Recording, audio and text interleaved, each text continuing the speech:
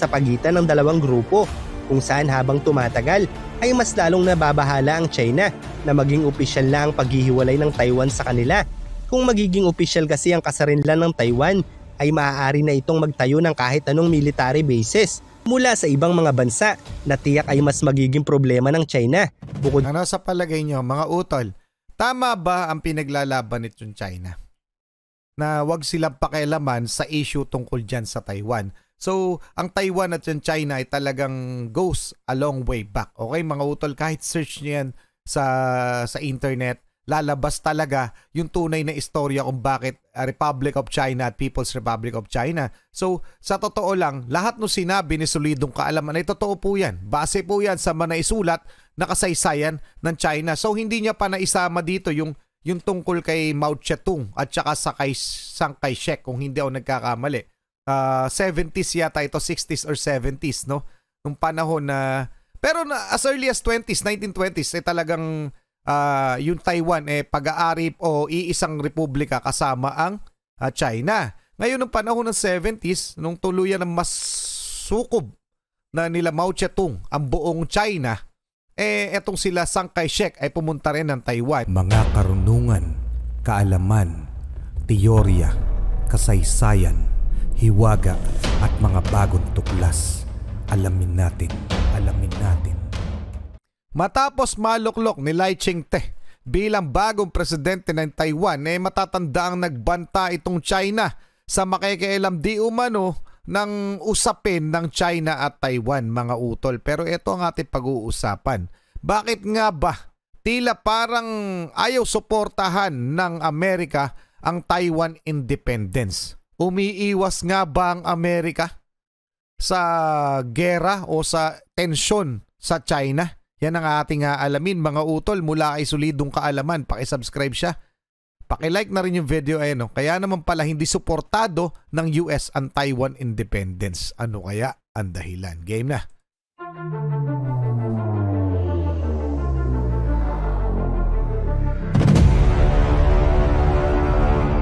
US President Joe Biden muling ipinahayag na hindi nito susuportahan ang kasarinlan ng Taiwan. Ito ay matapos maihalal ng mga Taiwanese voters ang bago nilang pangulo na si Lai Ching-te na pabor para sa demokrasya at mahigpit na kalaban ng mga komunista.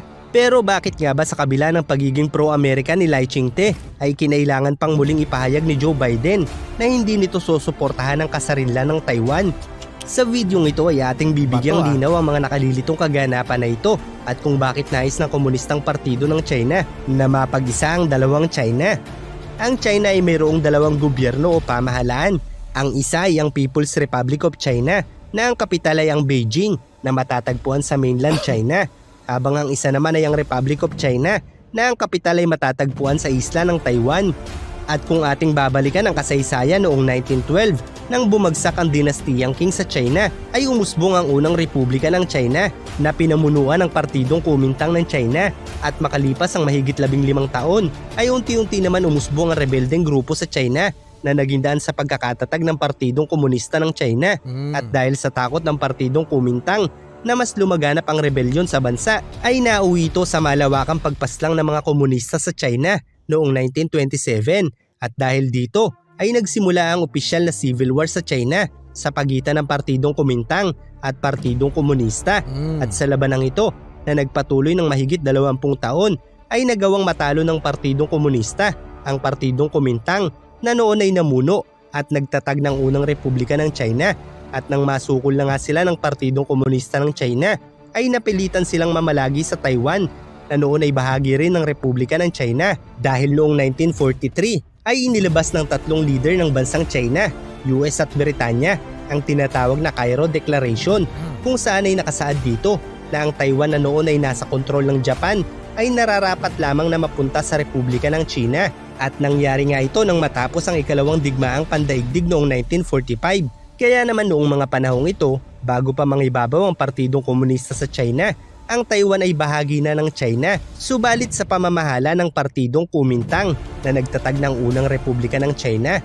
Kaya't nang sila ay matalo ng mga komunista, ay nagtungo sila sa Taiwan, at ang islang ito na ang itinuring nila bilang kapital ng Republika ng China, habang ang mga partidong komunista naman ay itinatag ang People's Republic of China, kung saan ang Beijing naman ang naging kapital nito, at taong 1971 ay nailipat na sa People's Republic of China ang nooy posisyon ng Republic of China sa United Nations. Kaya naman sa panahong ito ay ang gobyerno ng People's Republic of China ang kinilala ng United Nations bilang lehitimong gobyerno ng China.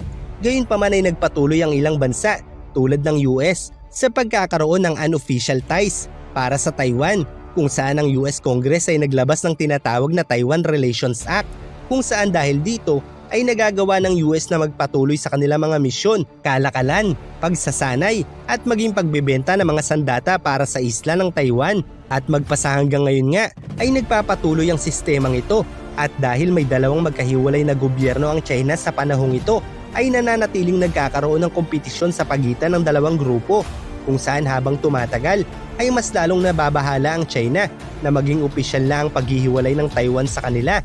Kung magiging opisyal kasi ang kasarinlan ng Taiwan ay maaari na itong magtayo ng kahit anong military bases mula sa ibang mga bansa na tiyak ay mas magiging problema ng China. Bukod Ano sa palagay nyo mga utol, tama ba ang pinaglalaban nitong China na wag silang pakialaman sa issue tungkol dyan sa Taiwan? So, ang Taiwan at yung China ay talagang goes a long way back. Okay mga utol, kahit search nyo yan sa internet, lalabas talaga yung tunay na istorya kung bakit Republic of China at People's Republic of China. So, sa totoo lang, lahat ng sinabi ni solidong kaalaman ay totoo po yan. Base po yan sa manaisulat na kasaysayan ng China. So, hindi niya pa naisama dito yung tungkol kay Mao Zedong at saka sa kay Chiang Kai-shek, kung hindi ako nagkakamali. 70s yata ito, 60s or 70s, no? Nung panahon na... Pero as early as 1920s, talagang yung Taiwan pag-aari o iisang republika kasama ang China. Ngayon, nung panahon ng 70s, nung tuluyan ng mas sukob na nila Mao Zedong ang buong China, etong sila Chiang Kai-shek ay pumunta rin ng Taiwan at naitatag yung nakatatag na yung Republic of China. Kaya ang tawag sa mga Taiwanese ay Chinese Taipei. Kung hindi ako nagkakamali mga utol. Okay? So talagang yung mga tao na nasa Taiwan, technically mga Chinese po talaga sila. Okay? So anong masasabi nyo dyan? Tama lang ba itong Taiwan na magdeklara o ihabulin nila ang kanilang independence? O tama na magpasakop sila ng tuluyan muli sa China? Anong masasabi nyo dyan? Pa-comment na lang. Ituloy na muna natin. Mamaya titingnan natin yung report kung bakit hindi susuportahan ng Amerika itong Taiwan independence. Tuloy muna natin to. Balikan lang natin konti. Mula sa ibang mga bansa na tiyak ay mas magiging problema ng China. Bukod pa rito, sa kasalukuyan ay mas lalong lumalakas ang impluwensya ng US at Taiwan kumpara sa China. At dahil ang Taiwan ang nangunguna sa pagpuproduce ng pinakamarami at pinaka-advanced na microchip sa mundo, ay naging napakahalaga ng islang ito para sa pagitan naman ng US at China. Kaya't ganoon na lamang ang pagnanais ng China na muli itong mapag-isa, subalit sa ilalim ng partidong komunista. Kaya naman imbis na Republic of China ay ang pangalan ng isla na Taiwan na lamang ang ginagamit nila upang tuluyang ihiwalay ang sarili nito sa China, nang sa ganon ay hindi malito ang internasyonal na komunidad sa hiwalay na pagkakakilanlan nila. Pero totoo mga utol ang Taiwan po ay hindi kinukonsiderang isang bansa. Hindi pa po sila isang bansa. Ang lagay nila sa ngayon, may sarili silang gobyerno just like Hong Kong at Macau. Okay, pero ang Hong Kong at ang Macau talagang sakop na ng People's Republic o ng mainland China. Okay po? Etong Taiwan talagang hanggang ngayon nilalaban pa nila yan. So kung sakaling sila'y papanig na o makukuha na ng China, magiging parang probinsya lang sila o syudad na pag-aari ng China, nasakop ng China. Okay, parang Hong Kong at parang Macau. Walang pinag-iba. Ganon ang gustong gawin sa kanila ng People's Republic of China o ng mainland China. Malinaw po ba? Pero sila gusto nilang maging sariling bansa. So ano ba dapat? So tingnan muna natin Tingnan muna natin itong report kung bakit nga ba sabi ni Biden ay US does not support Taiwan independence. Mula ito sa US News, okay? Bakit nga ba?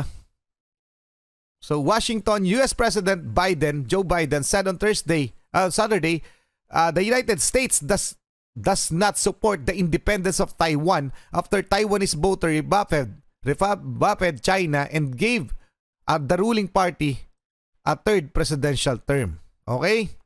Bakit nga ba? Earlier in the day, the Taiwanese ruling Democratic Progressive Party presidential candidate Lee Ching-te came to power, strongly rejecting Chinese pressure to spurn him and pledged both to stand up to Beijing and seek talks.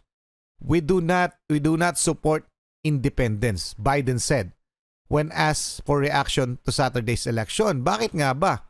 The United States switched diplomatic recognition from Taipei to Beijing in 1979 and has long said it does not support a formal declaration of independence by Taiwan.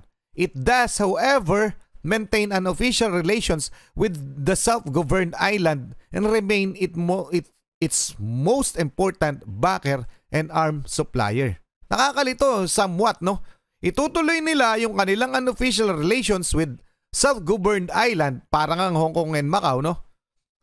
Pero hindi nila i-recognize yung independence ng Taiwan na maging isang bansa, isang independent na bansa. So, sa anong dahilan? Dahil ayaw nila mapalaban sa China? Pero nga, kung babalikan nga ang istorya, technically, pag-aari ng Taiwan, ng China, ang buong Taiwan. Beijing, which has never renounced the use of force to bring Taiwan under its control, fears that Lai could declare the establishment of Republic of Taiwan, which Lai has said he will not do. Okay? Itatatag ang Republic of Taiwan. Malaking gera talaga yan pang nangyari, mga utol. So Biden has previously upset the Chinese government with comments that appear to suggest the United States would defend the island if it were attacked, a deviation from long-held U.S. position of strategic ambiguity. So ano nga ba ang dahilan? Bakit sinabi yun ng Amerika? Okay?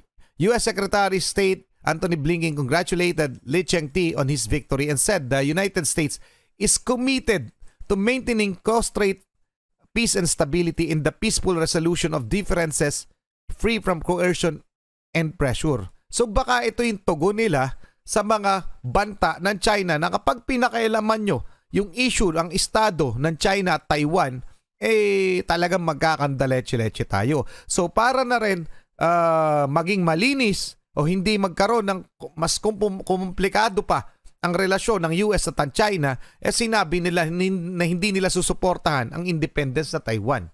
Okay? Biden has worked to smooth relations with China, including agreeing to talk through differences on security matters at the California Summit. Baka yan yung number one reason. Okay? So anong masasabi nyo dyan, mga utol? Na totoo na hindi susuportahan ng US ang Taiwan independence. Pa-comment na lang, tuloy na muna natin to. Naman sa kabila ng pagbibigay ng US ng sandata sa Taiwan, ay madalas ipahayag ng US na hindi nila susuportahan ang pagdedeklara ng kasarinlan nito dahil ang US ay kinikilala ang Taiwan bilang bahagi ng China. Gayunpaman sa kabila nito, ay kinikilala pa rin ng US ang gobyerno ng Taiwan at nasa islang ito rin ang isa sa pinakamalaking produksyon ng kanilang kailangan. Kaya't hindi nila ito maaari na lamang basta pabayaan. Kaya naman patuloy ang pag-aarmas nila sa gobyerno sa islang ito at sa ganitong paraan lamang maaaring makatulong ang mga Amerikano dahil kung susuportahan nila ang pagdedeklara ng kasarinlan ng Taiwan ay magiging makatwiran ang pag-atake dito ng China dahil nga maituturing itong pag-aalsa laban sa polisiya ng iisang China na kinikilala ng internasyonal na komunidad.